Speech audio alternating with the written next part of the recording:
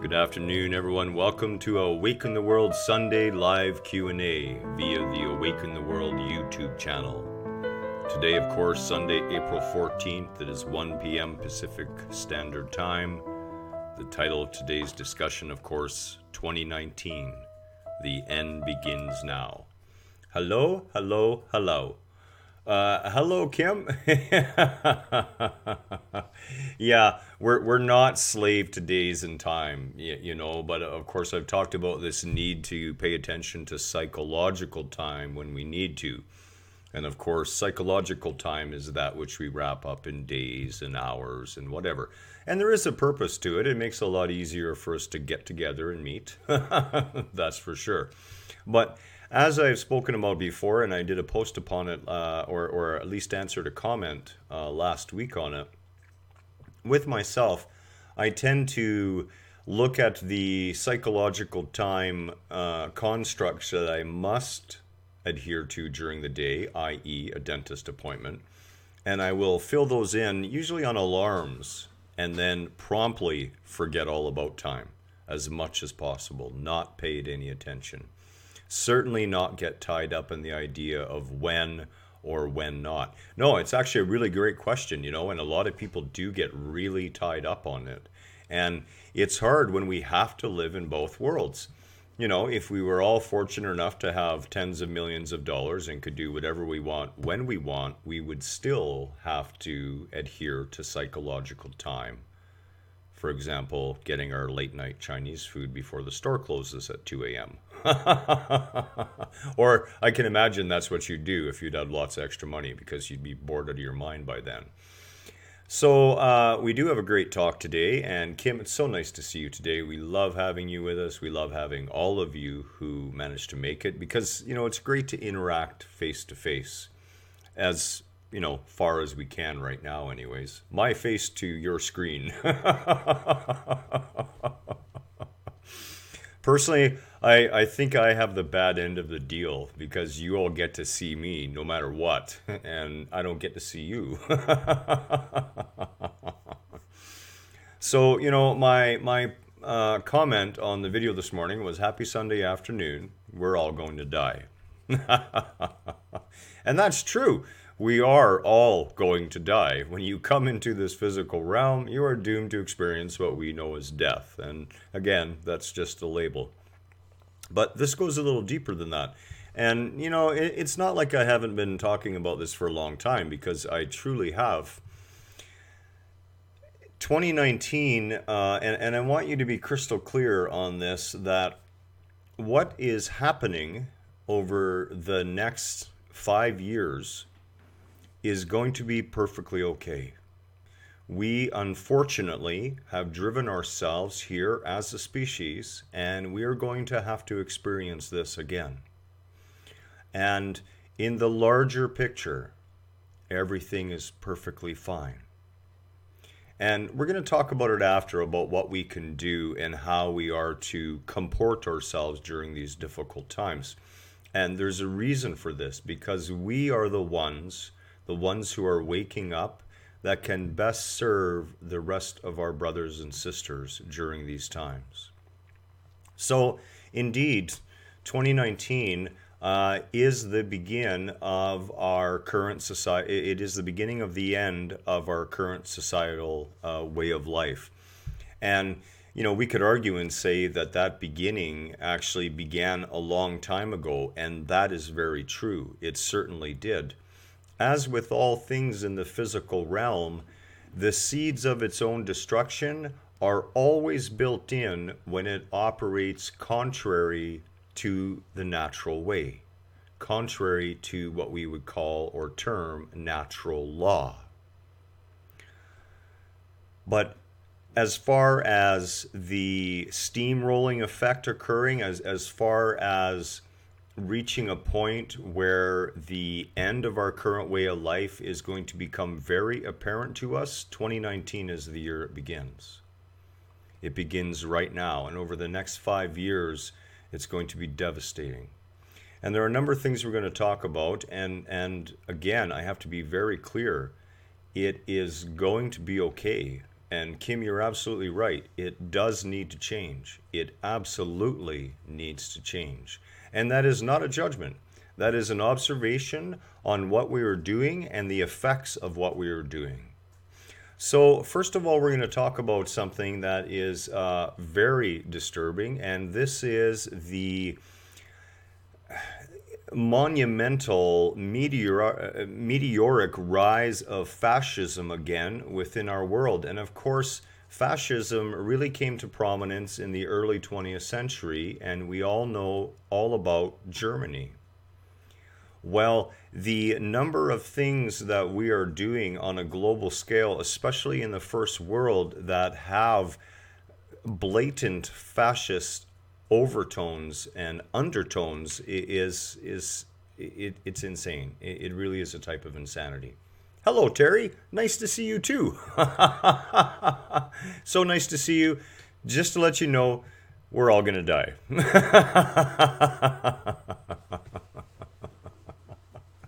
And it's true. So, Terry, what we're talking about today is we're talking about that the end of our current way of life actually begins right now. This is when it's going to become blatantly obvious, and of course, really, it started a long, long time ago, and we are given lots of time to mend and change our ways. And when we fail to do so, well, the natural side effects of our behavior begin to take its toll. So as I was saying, there has been a meteoric rise of fascism across Europe especially, and this has been driven by fears of immigration, fears of people other than what we would call ours. Yeah, exactly, Terry. The bad news is, really, it's not bad news. It's actually really good news. But it's going to be really bad. And that's still really good. But there's something good that we can do about the bad so that the bad can actually be made good and we don't have to put up with the bad and we can keep the good. Are we good? I hope so.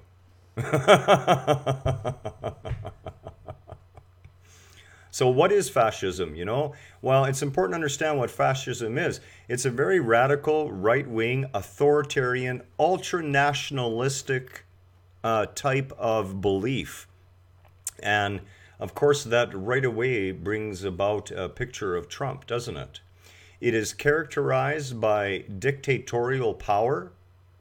Okay, the idea that when you're in control, you are it. And you're above the law. You're above anything. You are the dictator, and it is your job to dictate to the other.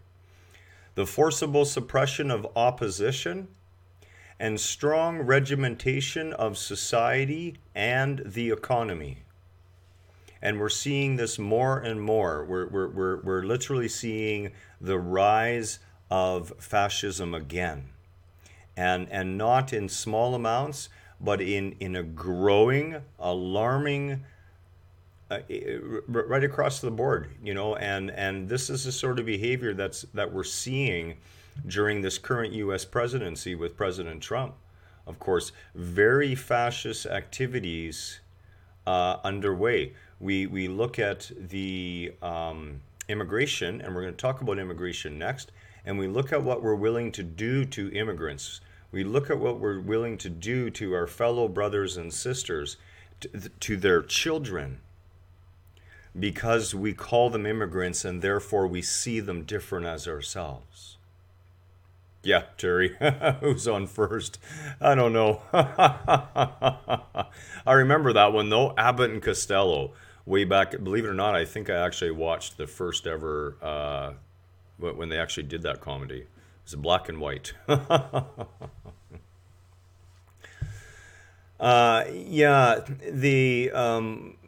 Absolutely, Kim. The divine feminine is slowly rising, that's for sure. But where the divine feminine is really going to come into play is in the after effects. The divine feminine is not going to be able to stop what's coming. As a matter of fact, we can't stop it, and no man can stop it. Right now, even humanity cannot stop it. The only thing that would actually stop it right now would be the miracle of global consciousness, a complete awakening of the human species. Otherwise, we're going to have to face the music. Now, as far as immigration goes, right now in our world, 1 out of 110 people are displaced.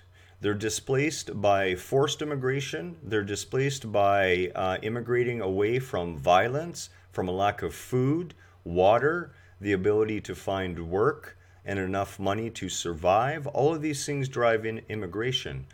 If you are in a room with 110 people, 1 out of those persons is displaced. And those numbers are rising rapidly. Freshwater reservoirs. This is a big one that we have to talk about, okay? And freshwater reservoirs, right now, 1 in 10 people lack safe drinking water. Over 700 million people on our planet are experiencing a lack of safe water to drink. This lack is only growing worse. Right now, here in North America, we consume on average 150 liters a day per person. This does not include agricultural or business use. If we continue on this path using water for cattle as we do, water for cattle alone could possibly reverse. Yeah, Kim, I totally understand. Changing your major in school from nursing to humanitarian. Well, believe me, nursing is going to be one of the most human things needed in the very near future. It truly will be. There is alarming evidence that has been released by the UN in recent climate reports that the important tipping points leading to irreversible change have already been reached. Ecosystems as diverse as the Amazon rainforest and the Arctic tundra may be approaching thresholds of dramatic change through warming and drying. And we're seeing this on every level. As a matter of fact, there was a climate report here in Canada that was hidden for a long time, and it was finally released to the public. And we are experiencing warming at a rate of roughly twice that of anywhere else. And that rate of warming is irreversible. Mountain glaciers are in, the word alarming doesn't even cover it anymore. They're disappearing at an astounding rate.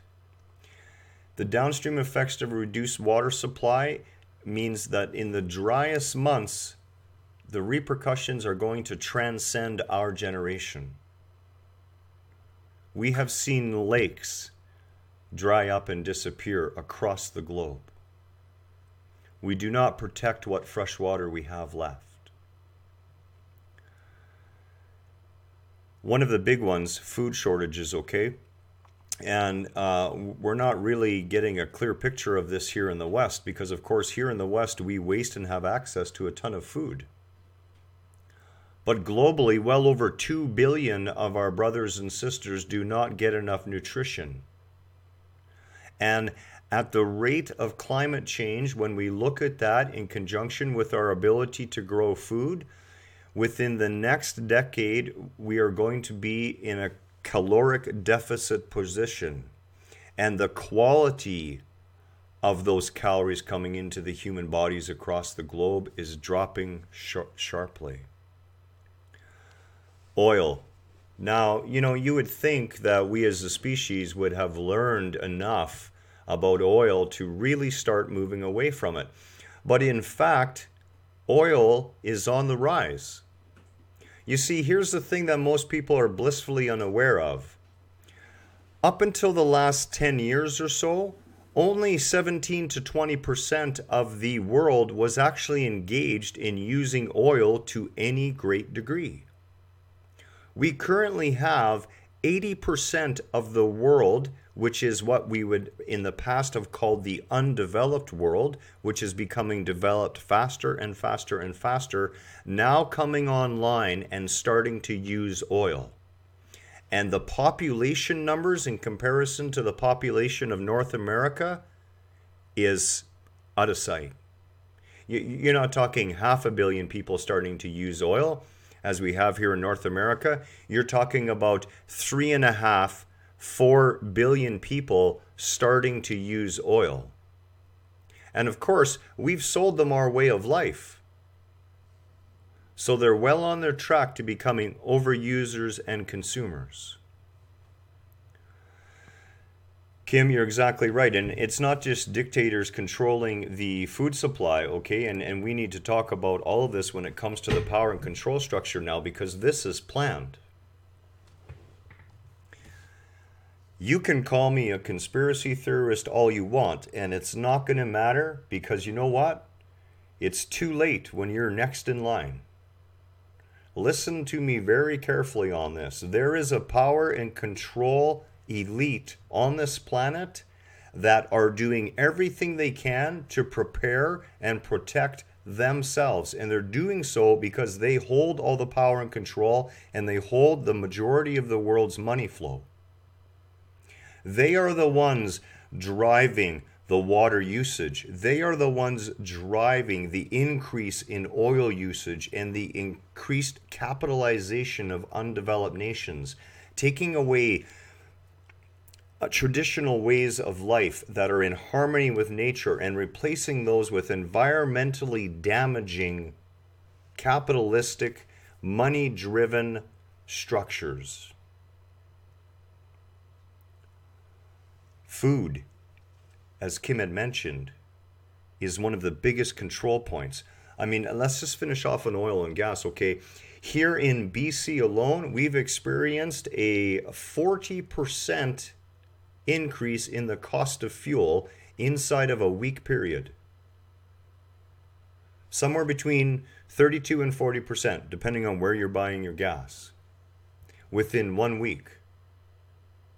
The number of people who will not be able to get on the road because of the price of that gas can be catastrophic to an economy.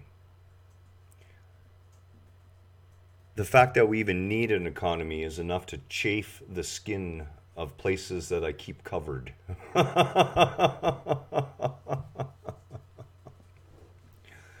We are being sold fear from this power and control structure on every level. And today is not about fear. Today is about facing what is in front of us. These are not problems. This is the reality of where we are as a species, and we have brought ourselves here by hook or by crook, one way or another. Now, you and I know, as well as the next person who's waking up to any degree, that the masses who are sheeple, and I love them all dearly, but they are sheep. When you are asleep, when you are unconscious, you are a sheep looking for a sheep herder. And you will flock to that sheep herder, whether it's the president of the United States or anybody, the person behind the pulpit. You will flock to that sheep herder and say, tell me what to do. And then you will go out there and blindly do that in your unconscious state. And you will continue to do that, and you will not see what is happening right in front of your eyes. And this is what's happening to our world right now. We have a sleeping population that is blissfully unaware, not seeing what's happening right in front of their eyes, selling themselves out inch by inch by inch every day to please an economy and a society and a way of life that is untenable, unsupportable, and leaves the human being, life itself, at the bottom of the list. We have all agreed on one level or another to take part in this.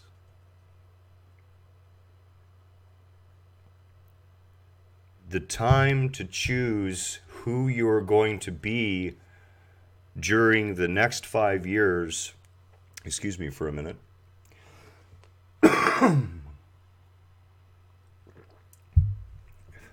the time is now.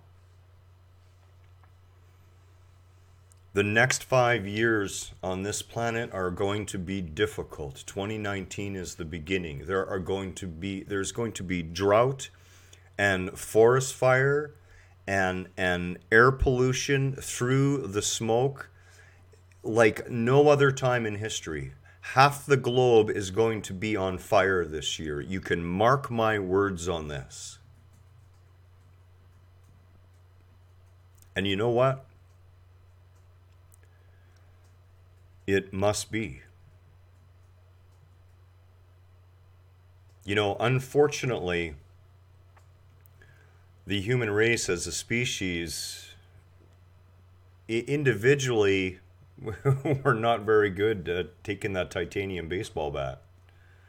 You know, we keep trying to get up and do the same thing again, and we're knocked flat again, and we're not paying attention. We keep going around the corner, and we keep falling into that same old hole again. We keep going down that same street, and we know the hole is there.